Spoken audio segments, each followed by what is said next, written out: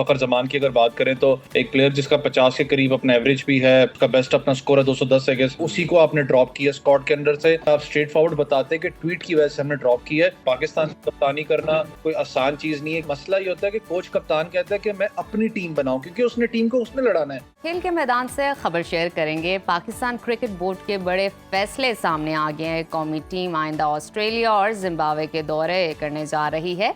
इन दौरों के दौरान पाकिस्तान ऑस्ट्रेलिया और जिम्बाब्वे के खिलाफ 3 वनडे और 3 T20 मैचेस खेलेंगे। इन दौरों के लिए कौमी टीम के 4 मुख्तलिफ स्क्वाड्स का ऐलान किया गया है। मजमूई तौर पर अगर देखा जाए तो 28 खिलाड़ी ऐसे हैं जिन्हें स्क्वाड का हिस्सा बनाया गया। हर स्क्वाड 15 खिलाड़ियों पर मुश्तमिल है और कोई भी प्लेयर बैक वक्त चारों टीमों में शामिल नहीं है। ऑस्ट्रेलिया के खिलाफ स्क्वाड में बाबर आजम, नसीम शाह और शाहीन शाह अफरीदी की वापसी हुई है। और दूसरा बड़ा और अहम फैसला ये है कि पीसीबी ने wicket keeper batter Mohammad Rizwan को वनडे और T20 का कप्तान बना दिया है, जबकि नौजवान सलमान अली आगा को उनके नायब होंगे वो। तीसरा और अहम फैसला पीसीबी ने यह किया कि 25 खिलाड़ियों के सेंट्रल कॉन्ट्रैक्ट का ऐलान किया, जिसमें शाहीन शाह अफरीदी को एक दर्जे तनाजुली के बाद बी कैटेगरी में शामिल किया गया, जबकि जारे मिजाज बैटर फखर जमान को सेंट्रल कॉन्ट्रैक्ट से ड्रॉप कर दिया गया है।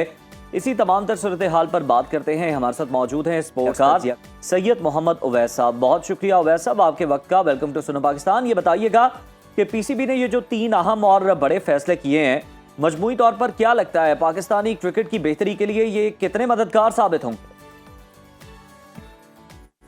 देखिए, अच्छी बात है कि पाकिस्तान क्रिकेट बोर्ड मुझे अच्छा लगा था कि जो टॉप परफॉर्मर्स आपके डोमेस्टिक के थे उनको चांस एक दिया गया। एक टफ टूर है ऑस्ट्रेलिया की अगर बात करें। ऑस्ट्रेलिया सीरीज आपको आसान नहीं होती, आपको पता है बड़े से बड़ा जो प्लेयर है उसका टेस्ट होता है नर्व्स को। लेकिन कुछ मामला हैं जिसमें स्पेशली फखर जमान की अगर बात करें तो एक प्लेयर जिसका 50 के करीब अपना एवरेज भी है, स्ट्राइक रेट उसने मेंटेन किया हुआ है 200 के करीब, जो उसका बेस्ट अपना स्कोर है 210 है, उसका बेस्ट स्कोर इंटेंट आपको नजर आती है, उसी को आपने ड्रॉप किया स्क्वाड के अंदर से। ये थोड़ा सा आपको पता है कंसर्निंग साइन है, हर कोई इसके ऊपर बात कर रहा है। मुझे पता है कल अच्छी बात थी कि एटलीस्ट चेयरमैन पीसीबी ने कोई ढकी छुपी बात नहीं की, उन्होंने स्ट्रेट फॉरवर्ड बात की कि जी शो कॉज नोटिस भी है, और साथ ही साथ जो आपने ट्वीट की है, क्योंकि यहाँ पर एक इशू है हमारे पाकिस्तान के अंदर कि जब स्पोर्ट्समैन की बात करूँ, खाली क्रिकेटर्स की बात नहीं कर रहा, स्पोर्ट्समैन एसोसिएशंस हैं कोई नहीं जो प्लेयर्स के हक के लिए, हकूक के लिए खड़ी होती हों।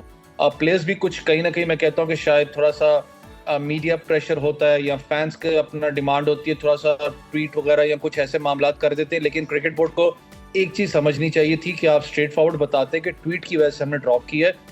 फिटनेस का जो आप बीच में इशू लेके आए तो नोमान अली तो 100% फिट नहीं, उन्होंने फिटनेस टेस्ट को फेल किया था।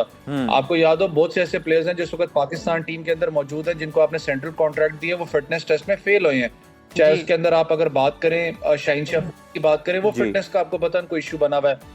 फखर जमान का फिटनेस टेस्ट इसलिए फेल हुआ था, अगर आपको याद हो तो उन्होंने एक स्टेटमेंट भी दी थी कि बल्कि उन्होंने उस मीटिंग में कहा था, खुद अपना पाकिस्तान क्रिकेट बोर्ड ने बताया कि हम पता नहीं किस एरिया, मुझे याद नहीं है वो कहाँ पर गए हुए थे लीग खेलने के लिए, बीच रास्ते उनको वापस उस लीग से बुलाया गया, उनकी एनओसी कैंसिल हुई थी। जिस दिन वो वापस लैंड हुए हैं 8 घंटे की फ्लाइट के बाद उनको कहा गया कि आके फिटनेस टेस्ट दो, तो वो बॉडी आपको पता है फटीग कैरी नहीं करती इतना, क्योंकि ट्रैवल की फटीग आपके पास कहाँ से एक फिटनेस बंदा पास करेगा। तो ये जो म्यार रखा गया था इस पे भी कहीं ना कहीं चेक एंड बैलेंस होना पड़ता है। दूसरा आपको पता है इस वक्त एक इशू पाकिस्तान क्रिकेट के अंदर, जब एक चीज ठीक होती है फिर कहीं ना कहीं मुश्किलात भी आती हैं।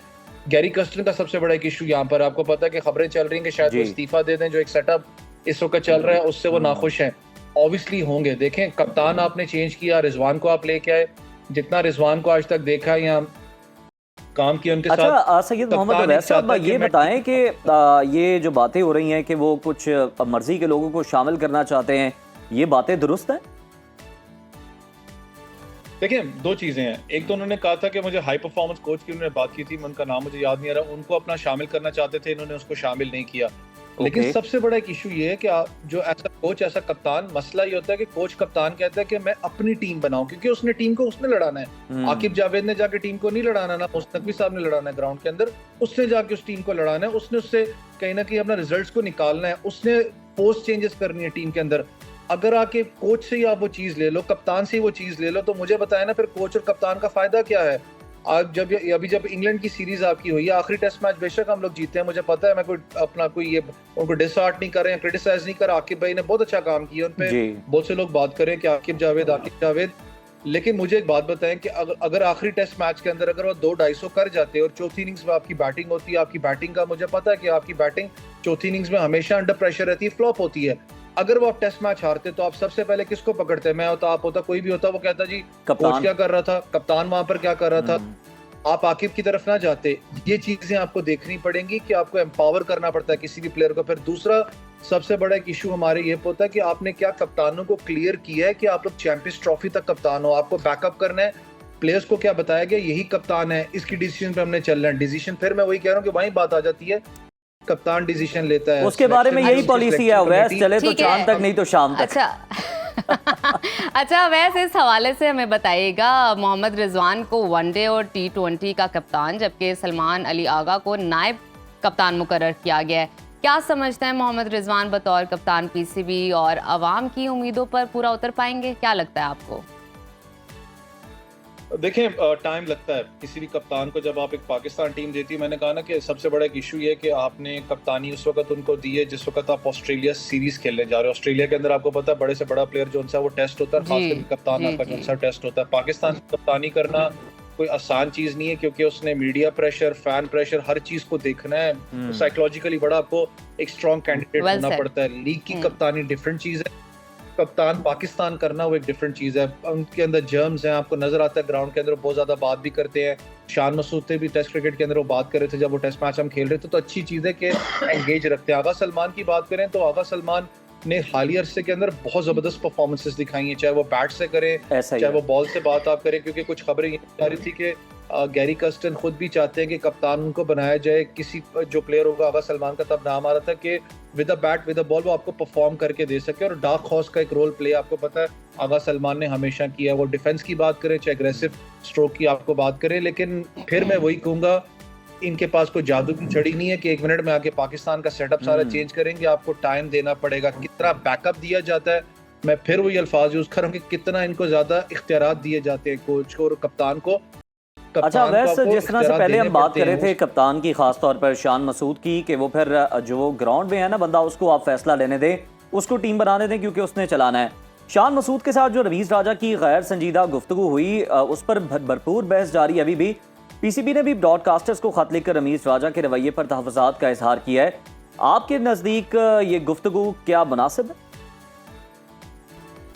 देखिए, हीट ऑफ द मोमेंट तो मैं कहूँगा, या ऑब्वियसली कुछ बड़ास होती है जब आप निकालते हो, लेकिन उस टाइम पे ठीक नहीं थी।